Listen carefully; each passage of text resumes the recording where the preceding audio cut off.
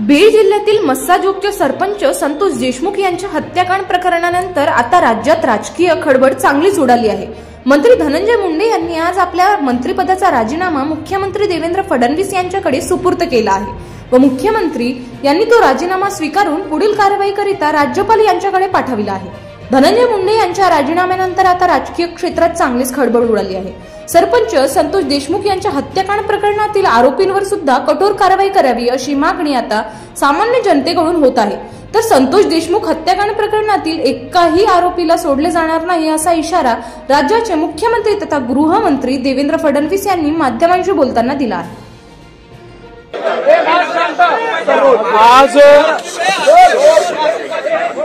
राज्याचे मंत्री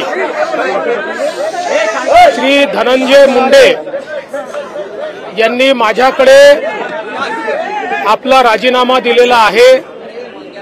त्यांचा राजीनामा मी स्वीकारलेला आहे आणि पुढील कारवाई करता तो माननीय राज्यपाल महोदयांकडे पाठवलेला आहे।